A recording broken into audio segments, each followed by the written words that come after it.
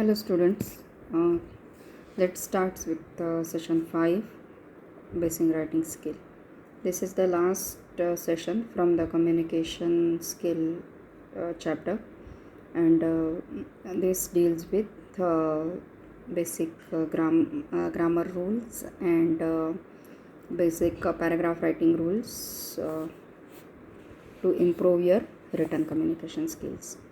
So this in this chapter what we are going to see is basically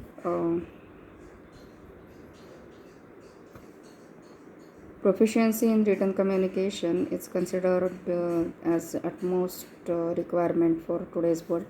Like you have to write a different type of applications, you have to write different type of documents, and for all that what you require is proficiency in your written skills. So uh, the effectiveness of the communication depending on the usage of appropriate words, grammatically correct sentences, and their organization into a coherent structure. So, writing skills basically we are going to deal with phrases, sentences, our use of articles and in the sentence, type of sentences, and paragraph writing rules in this particular chapter. So, let's start with writing skills. To communicate well, we must have a good command over the language in which we are communicating.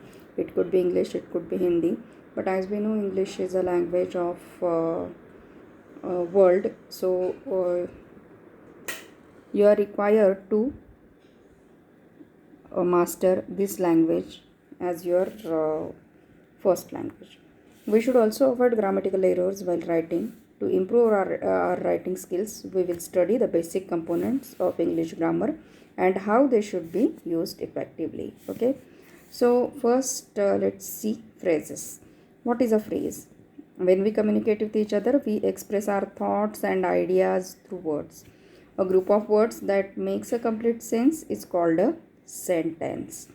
Now, look at following group of words. In a corner, on a wall, a man of wisdom, of the mountains. They do not make any complete sense. Therefore, they are not sentences, but they are called phrases. A phrase is a group of words that form a unit within a sentence but is incomplete independently.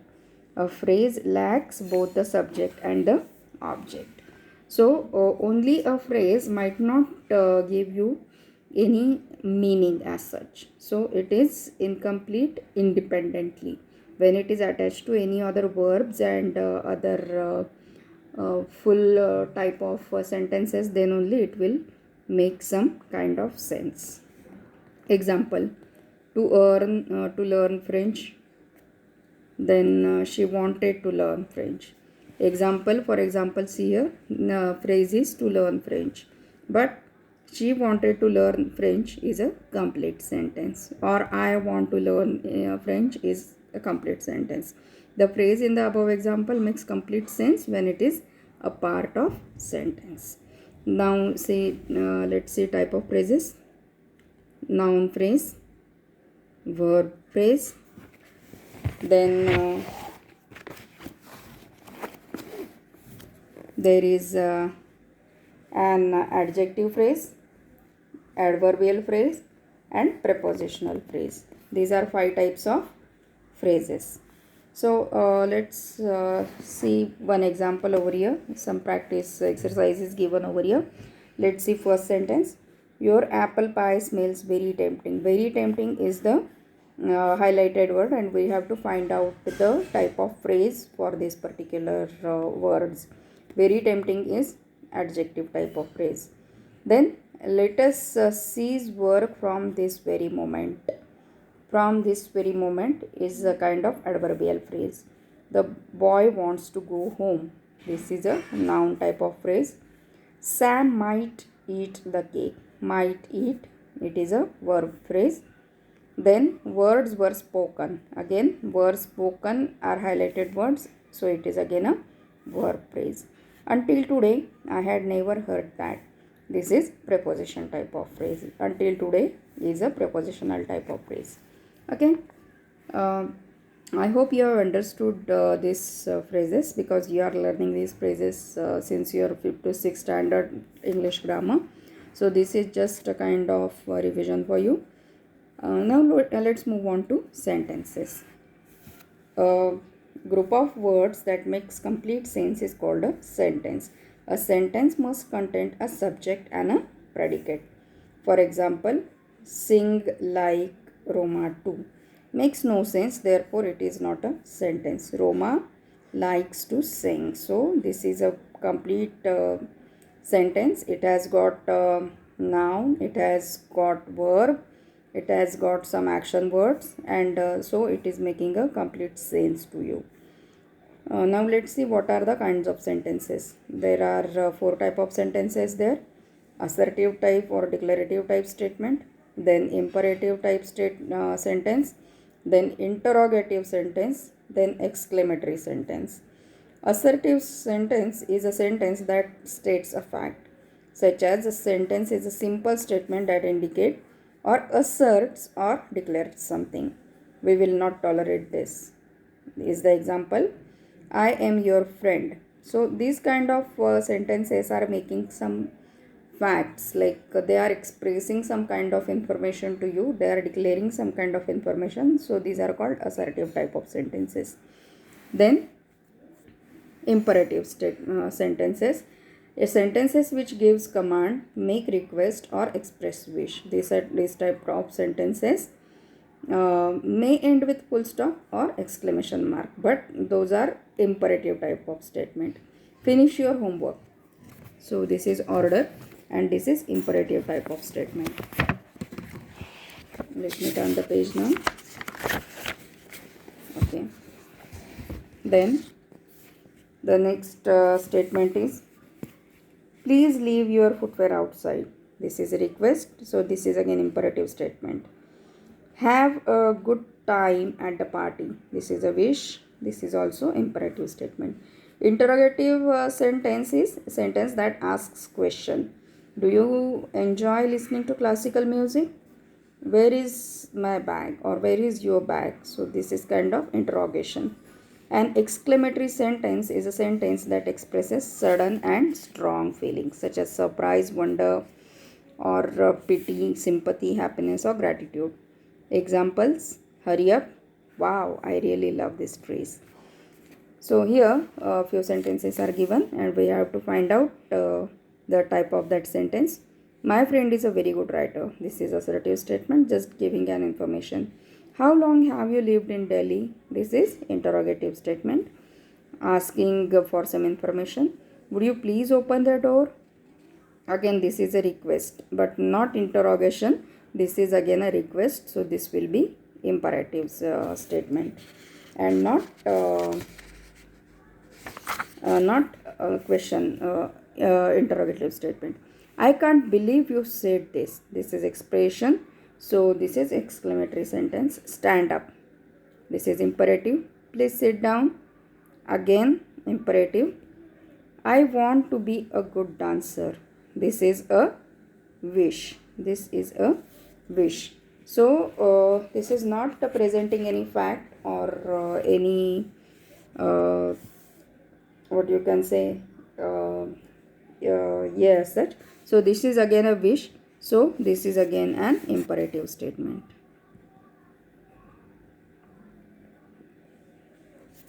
Okay. So let's move on to parts of sentences now. We all know that sentence is made up of 2 parts, subject and a predicate. A subject is a word or group of words which conveys the names or person or things that we are speaking about.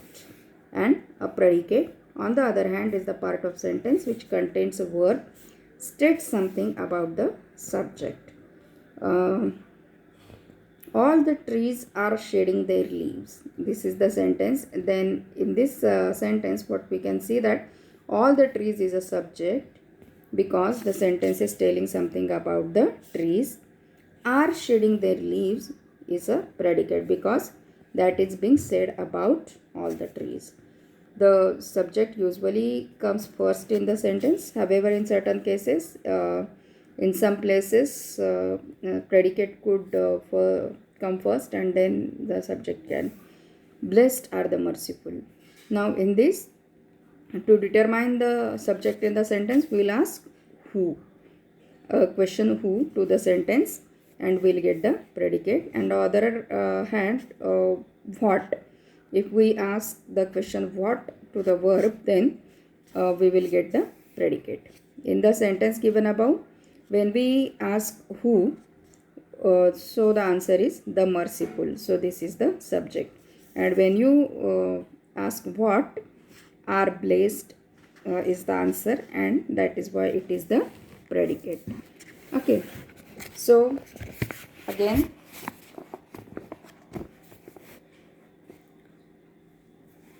in imperative sentences, the subject is implied and not explicitly stated. In some cases, go away. Here, in this sentence, subject is you, and which is implied but not explicitly mentioned.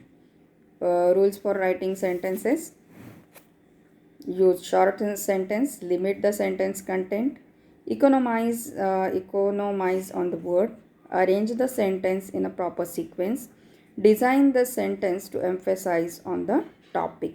These are the rules how you should write a meaningful sentence. So in this following sentences, circle the subject and underline the predicate. So the very first sentence is, on the top of the hill lives the hermit. Who lives? Who lives? So a hermit. And this is the subject, and on the top of the hill is the predicate. So this way you can carry out this exercise on your own. It is a very simple exercise which you can do on your own. I have put the scan copy of this chapter on EduNext, so you can download it from there and try to solve this.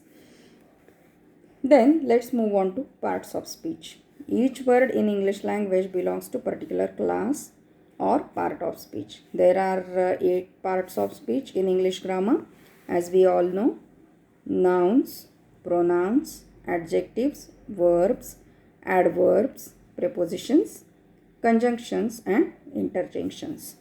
So these are the 8 parts of speech, and what each of them means is given in this particular table.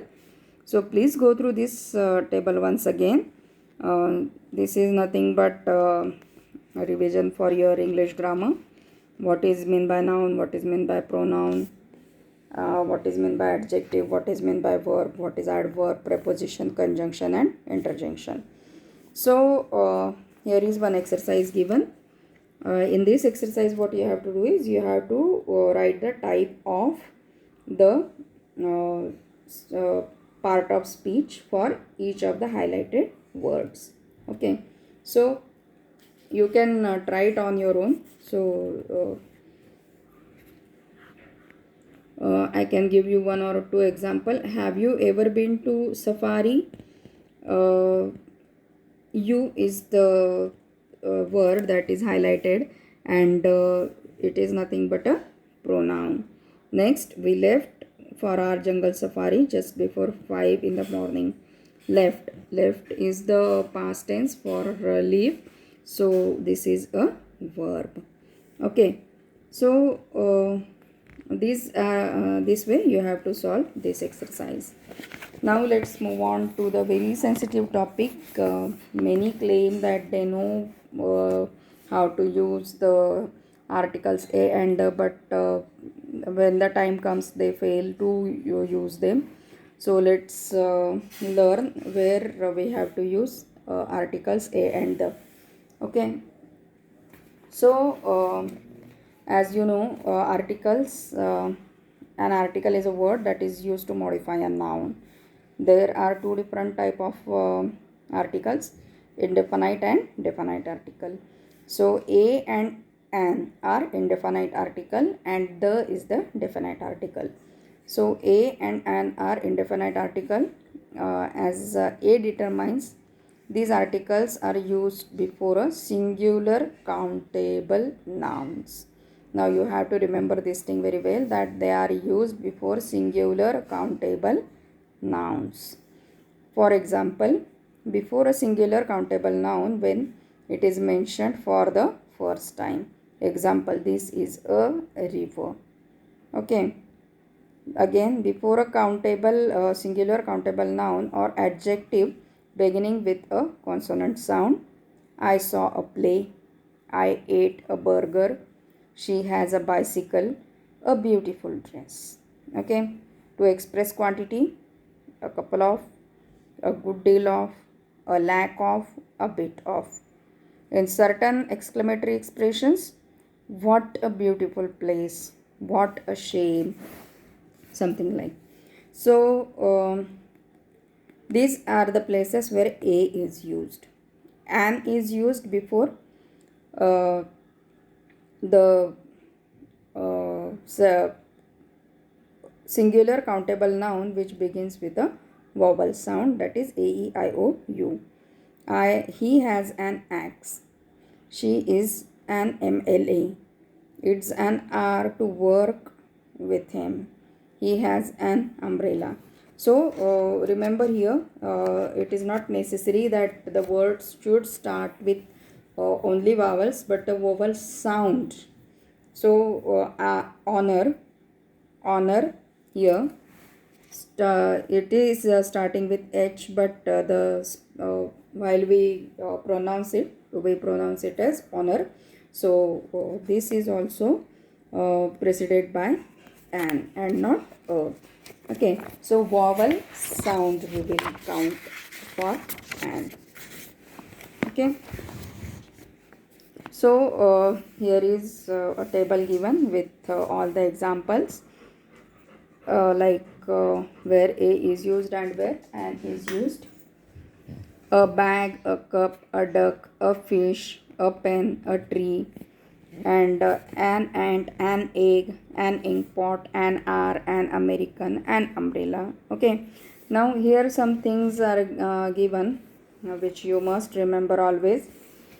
The initial sound is important, not the spelling. So what I told you just now, that honor, even if it starts with H, the sound is O, so we should use an before honor. Similarly for R. Okay, the following words begin with vowel letters but have consonant sound. Okay, therefore they have an article A before them. Okay, a union, it is starting with U but sounds like union. Why? So it has a one man army. Here also it is starting with O but sound is one, like V. So it has one. A utopian word, agony, a united force. Okay, so these are the examples which we must remember. The following words begin with consonant letters but have vowel sounds, like I told you just now. A singular countable noun is preceded by an article A, and an is used before the adjective according to its initial sound. He is an honest boy. He lives in a one room apartment. She has a pet dog. So remember here, adjective is there, but again a or an is used as per the sound, initial sound of that particular word. Okay, now let's move on to the definite article. The is the definite article, as we all know. It can be used with both countable nouns, singular as well as plural, and uncountable nouns. Its main use is to specify person, place, or thing. It is used when the noun that follows is already known. Okay, so here is an example. I bought a painting from the shop. The painting is very beautiful. Now we are talking about a particular painting which is just bought from the shop. I bought a painting from the shop. A painting, because it's a common thing, it is not specific one. But again, when we are referring to the painting is very beautiful. We are referring to the painting which was bought, so we are using a definite article over here. A singular noun when it comes to when it refers to a particular class or group. The rich should help the poor. Okay. Then the names of countries like the Netherlands, the Philippines, something like that. Then names of religious books, the Gita, the Quran. Then hotels, museum, or buildings of importance, the Taj, the Union Bank, the Ministry of Defense, the Parliamentary House, something. The names of newspaper, the Indian Express, the Hindustan Times. Descriptive adjectives referring to whole group or class, the capitalist. Then name of races and communities, the Hindus, the Mughals, the French. Uncountable nouns like I like to swim in the sea. Sea is uncountable noun, so it is preceded by the. Do not use the before abstract noun, plural noun, proper noun, names of material, meals, colors, names of games. Okay, so this is where we are not using the definite article. Iron is a hard metal, so it is material. Computers are useful machines, so we will not use the over here. This is plural noun. Akbar was a great king. Again, it's a proper noun, so we are not going to use the over here. Mother is cooking dinner. Dinner is a meal, so we are not going to use the. They speak French at home. Name of the language. We do not use the with some expressions such as all day, all night, by train, by air, etc. Let me turn the page. Here is the exercise given where A and D should be used. So you can try this out on your own, because this is going to be a lengthiest chapter. So let me finish up with the next topic, that is paragraph writing. In English language, a paragraph is a fundamental unit of composition. Paragraph consists of several sentences grouped together to talk about a main subject or topic. Okay, so you must have clear idea about what topic you are going to write.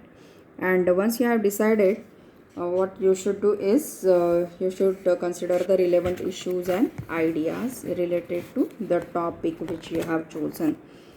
So how to write a good paragraph? Declare your topic at first, then introduce your topic in some sentences. Topic sentence conveys the main theme of the paragraph. Then you should support your topic with the help of explanation. After the starting sentences, you should provide 7 to 8 lines to explain the thing in detail. You can give examples over here. You can quote a few quotes if you want to support your idea or topic. Then last is the conclusion. After instructing your points with relevant information, you must add some concluding remarks, like at what you can conclude from the discussion done in the paragraph. Then after writing everything, you should proofread so that if there are any grammatical or spelling errors, you can remove them. So here are few rules. Give paragraph uniformity. Keep the paragraph short. Use topic sentences. Leave unnecessary detail. End the paragraph with concluding sentences. Paragraph is judged on following criteria, like the topics which we have explained earlier at the start of paragraph writing. So here in your book, one paragraph is given. Read the following paragraph and This is actually a practice time activity. You can do it on your own. Like it has been argued that the children are born with language and have the ability to recognize sounds in their mother tongue. So this paragraph talks about the mother tongue and its relation to the children and how they can learn their mother tongue quickly. So what it is expected that which sentence from the paragraph correspond to each of the descriptors, like what is topic sentence, what are supporting information, what is explanation elaboration, what is again supporting information and examples, and what is reasoning or conclusion. Okay, so this is how the you have to analyze all the sentences in the paragraph and classify them under these kind of descriptors. So here we end with this chapter named basic writing skills. So I think you have understood this topic well. If you have any doubts, please ask me. Don't hesitate to ask me in any case. Okay, thank you.